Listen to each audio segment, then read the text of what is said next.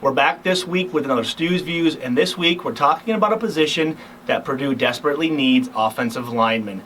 And this week we're talking about offensive lineman Gus Hartwig from Zionsville High School in Zionsville, Indiana. Rivals has him at 6'5", 300 pounds, a 3-star athlete with a 5.7 ranking. They have him as the 19th best guard in the country and the 4th best player in the state of Indiana. He runs a 40 in 5.54, a shuttle in 4.87, and has a 25-inch vertical jump. And when you're talking about a kid who's 300 pounds, those are all very impressive numbers. He had 9 scholarship offers, with 3 of them coming from Indiana, Vanderbilt, and Virginia.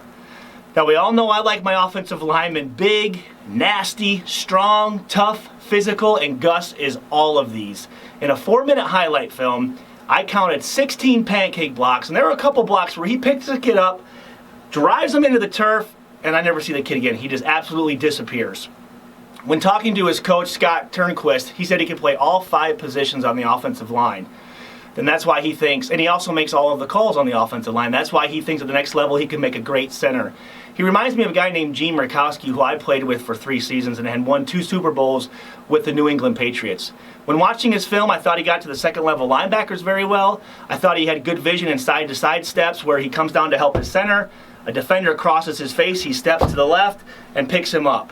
When pulling, he had good speed and good balance. Pulling is a lot like tackling, where you have to be able to come to balance and get your hands on the guy. It doesn't do any good to run past him, make a little move, and the guy goes around.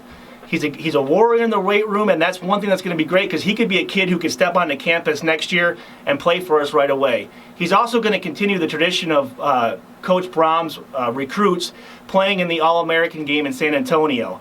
Last year we had George Karlaftis, David Bell, Kyle Billadou, and 2 years ago a guy that we all know, Rondale Moore. So I encourage you to take a look at his highlight film and see if maybe you can find out where those defenders went after he blocked them, and we'll see you next week.